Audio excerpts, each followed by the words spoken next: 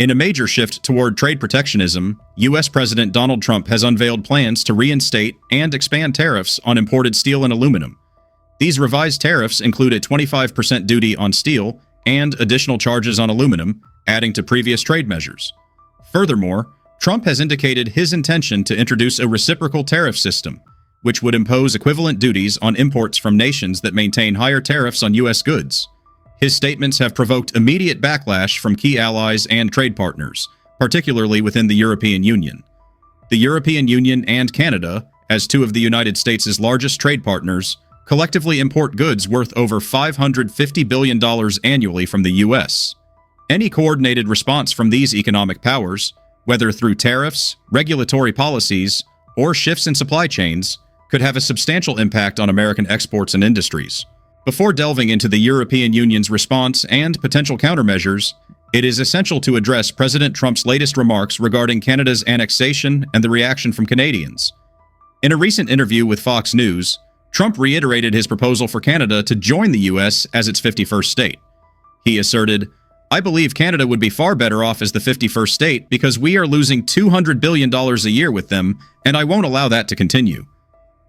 Trump also criticized Canada's dependence on U.S. military protection, stating, "They don't contribute much toward defense, and that's an assumption they shouldn't be making. Why are we the ones protecting another country?"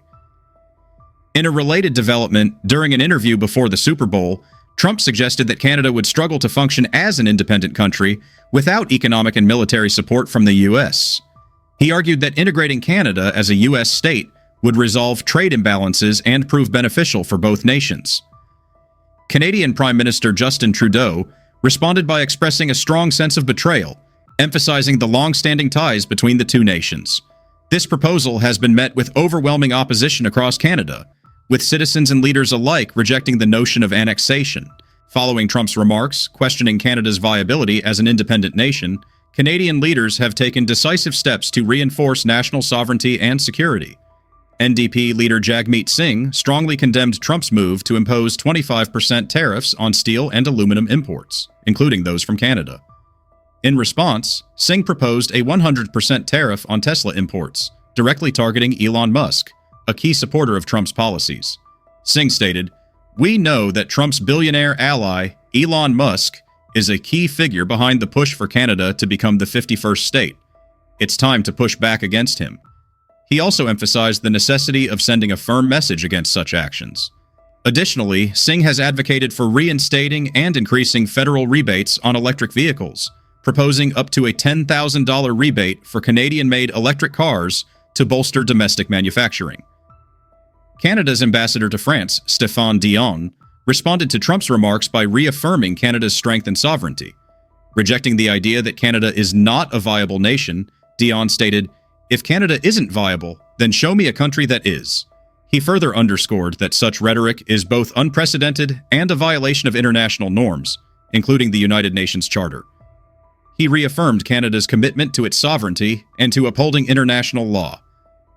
On Sunday night, Industry Minister François-Philippe Champagne stressed the importance of Canadian steel and aluminum to key U.S. industries, including defense, shipbuilding, and automotive manufacturing. He stated, "Canadian steel and aluminum are integral to vital U.S. industries, from defense to shipbuilding and automotive production. We will continue standing up for Canada, our workers, and our industries." Catherine Cobden, President and CEO of the Canadian Steel Producers Association, CSPA, expressed serious concern over Trump's plan to impose 25% tariffs on all steel and aluminum imports, including those from Canada. She warned that these tariffs would have severe consequences and create substantial challenges on both sides of the border. If an exemption cannot be secured, Cobden has called for immediate and forceful retaliatory actions. She stated, "Targeting Canadian steel and aluminum is completely unwarranted and unjustified. We must respond decisively and without delay." Pierre Poilievre, leader of Canada's Conservative Party, has outlined a strategic plan to strengthen national defense, particularly in the Arctic. His plan includes establishing a new Arctic military base to enhance Canada's military presence in a region of increasing geopolitical significance. Additionally, he has proposed doubling the number of Inuit Rangers from 2,000 to 4,000. These Rangers play a vital role in patrolling and safeguarding the vast Arctic territory. To reinforce Arctic operations, the plan also calls for procuring 2 additional polar icebreakers. To fund these initiatives, Poilievre has suggested major reductions in foreign aid, which amounted to approximately 16 billion Canadian dollars during the 2022 to 2023 fiscal year. He has argued for reallocating these funds toward domestic defense needs, emphasizing that the proposed cuts would target unnecessary and mismanaged foreign aid grants.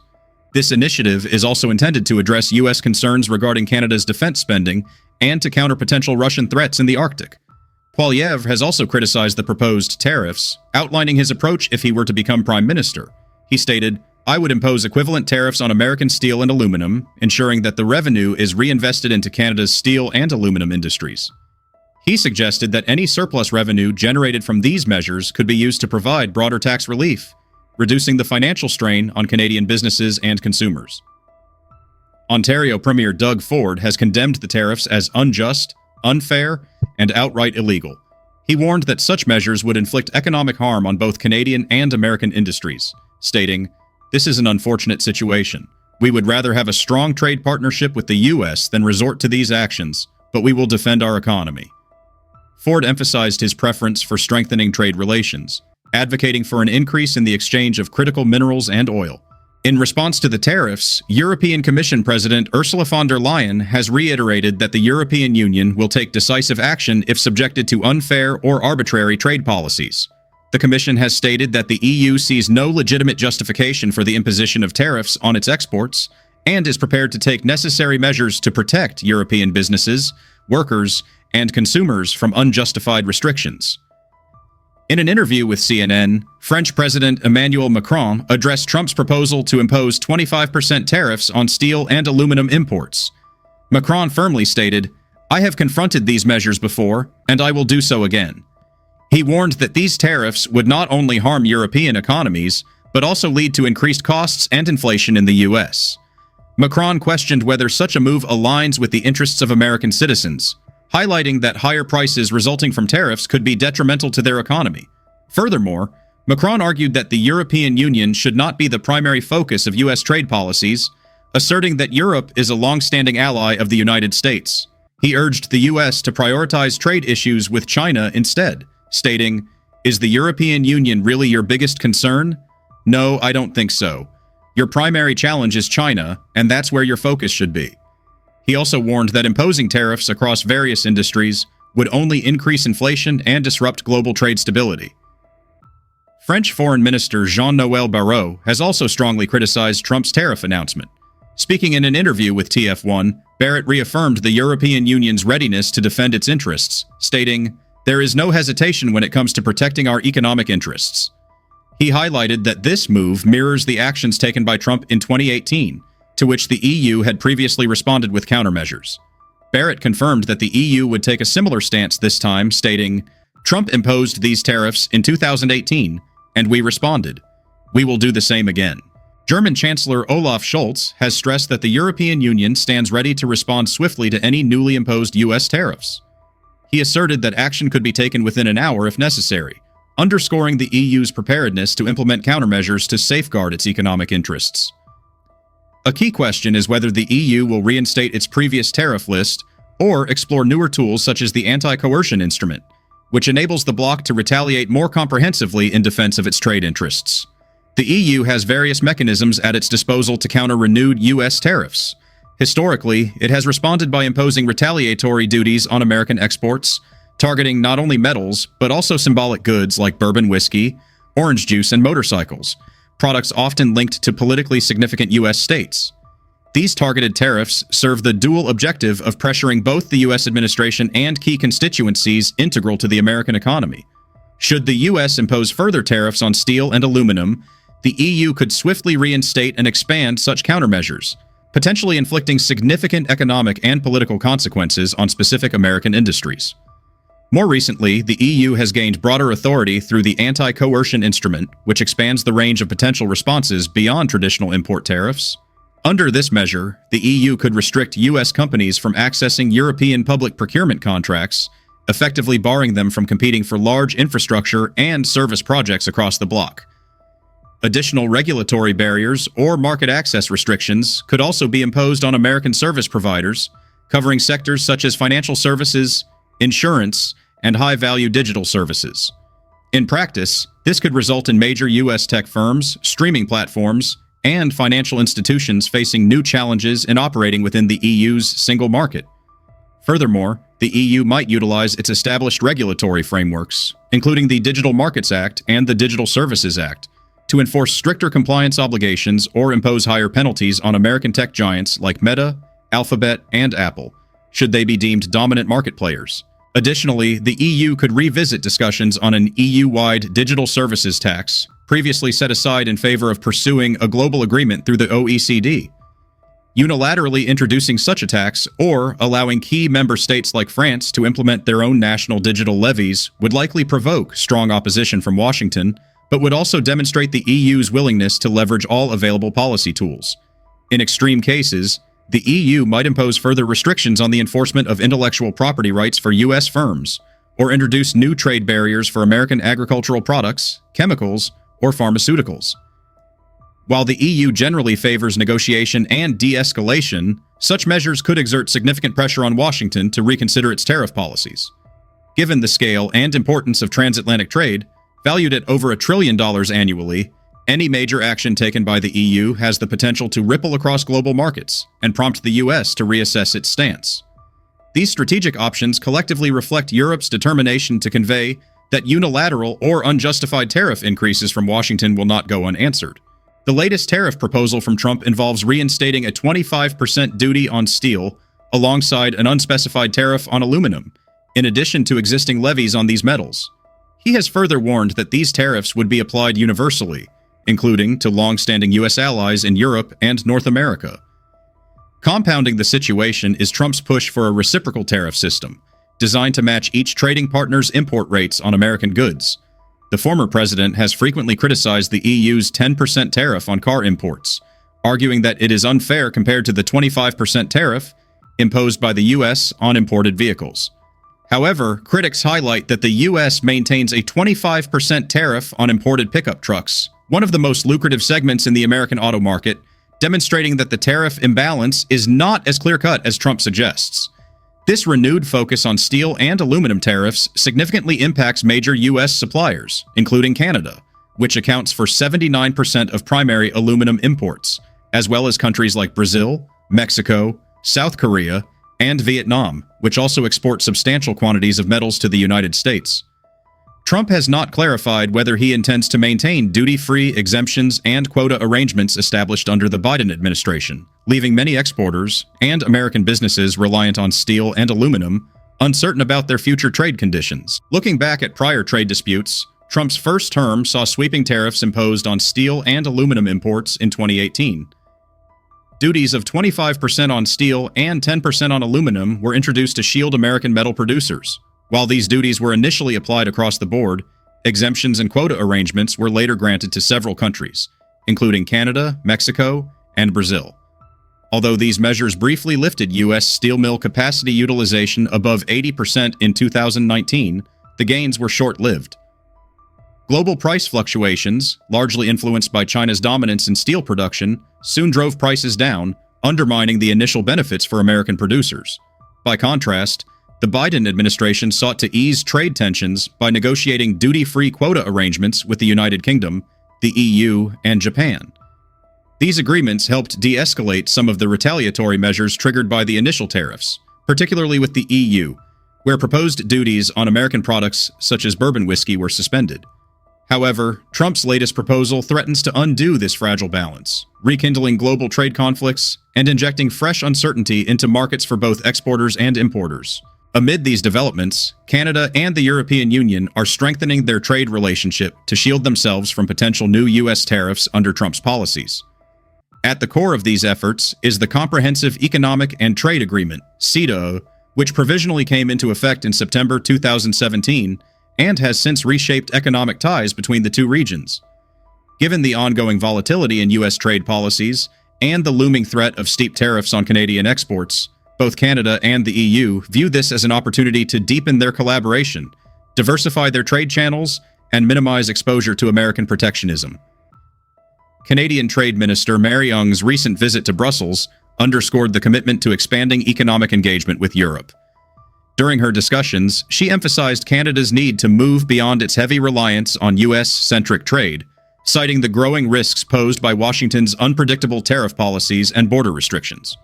While the United States remains Canada's largest trade partner by a significant margin, the instability in North American trade relations has accelerated Ottawa's efforts to explore new markets. CETA has played a crucial role in cementing these ties, contributing to a record-breaking two-way trade volume between Canada and the EU, reaching approximately 100 billion Canadian dollars in 2021, a remarkable 33.7% increase from 2016 levels. A significant portion of this growth stems from Canadian merchandise exports to the EU, which surged by nearly 46.4% over the 5-year period, reaching 32.5 billion Canadian dollars in 2021. EU exports to Canada have also seen notable gains, benefiting from reduced tariffs, simplified customs procedures, and an expanded scope of sectors eligible for preferential trade terms. Despite these successes, Minister Ung acknowledged that only 57% of Canadian exporters utilized CETA's trade preferences in 2020, indicating that many businesses, particularly small and medium-sized enterprises, SMEs, struggle to navigate the agreement's technical requirements. A key focus of her meetings with EU officials was addressing these barriers by streamlining bureaucratic processes, raising awareness of export opportunities, and enhancing support for SMEs through targeted financing and advisory initiatives. Canada's prioritization of small and medium-sized enterprises is far from incidental, as over 98% of businesses in the country fall into this category. Many of these enterprises have yet to take full advantage of CETA's opportunities. To bridge this gap, Ottawa has ramped up initiatives such as the Can Export SMEs program, which provides grants of up to 75,000 Canadian dollars to assist smaller firms in developing and implementing export strategies. During the COVID-19 pandemic, the program adapted by supporting virtual trade missions, facilitating digital marketing efforts, and covering some of the expenses tied to meeting new regulatory requirements. By making these resources more accessible and straightforward, Canada aims to encourage more of its smaller businesses to expand into the European market rather than remaining overly reliant on trade with the United States. Another key element of the evolving Canada-EU trade relationship is the growing focus on critical minerals, which are essential in the production of electric vehicles, renewable energy technologies, and various industrial applications. Canada has long been a global leader in supplying minerals such as nickel, aluminum, and uranium, while the European Union is keen to secure stable and responsibly sourced materials to meet its ambitious climate and industrial goals. In 2021, Canada and the EU established the Strategic Partnership on Raw Materials, and their discussions in February 2024 further reinforced their shared commitment to building resilient and diversified supply chains that minimize dependence on geopolitical competitors. This collaboration aligns with Canada's critical minerals strategy, which was backed by nearly 4 billion Canadian dollars in Budget 2022, aiming to support sustainable mining practices and ensure that Indigenous communities benefit from resource development. Under CETA, both parties are also progressing toward a mutual recognition agreement for professional qualifications, starting with architectural services. This initiative will enable Canadian professionals to work more easily within the EU and vice versa. While this may seem like a niche policy shift, it lays the foundation for broader agreements covering professions such as engineering, accounting, and other regulated fields. By facilitating the mobility of skilled workers, such measures drive innovation and enhance the competitive standing of both regions in an increasingly knowledge-based global economy. Rising tensions with the United States further motivate these developments. President Trump's recent suggestion that Canada should become the 51st U.S. state has caused alarm among Canadian leaders, who have firmly dismissed any notion of compromising national sovereignty. Meanwhile, Washington's imposition of new 25% tariffs on Canadian goods, tied to demands for stricter border controls, represents the latest in a series of escalating trade disputes that highlight Canada's vulnerability to U.S. policy shifts. In response, Ottawa initially raised its own tariffs on a broad range of American imports before agreeing to a 30-day suspension to allow for negotiations. However, these tensions have only reinforced Canada's determination to strengthen economic ties with partners such as the EU. By broadening trade avenues with Europe, Canada not only reduces its exposure to the economic risks posed by U.S. tariffs, but also enhances its long-term growth potential in industries such as advanced manufacturing and green technology. At the same time, the European Union secures a dependable source of critical minerals and raw materials, diversifies its import base away from politically volatile suppliers, and expands market opportunities for European manufacturers. This mutually beneficial strategy highlights how, in an era marked by shifting global alliances and rising protectionism in the United States, the Canada-EU partnership is emerging as a cornerstone of both regions' economic futures. That wraps up today's video. We truly appreciate you taking the time to watch. If you found this content engaging or insightful, we'd love for you to show your support by liking the video and subscribing to stay connected with our community. Your engagement means the world to us. Up next, you can check out another video from our channel, now appearing on the screen.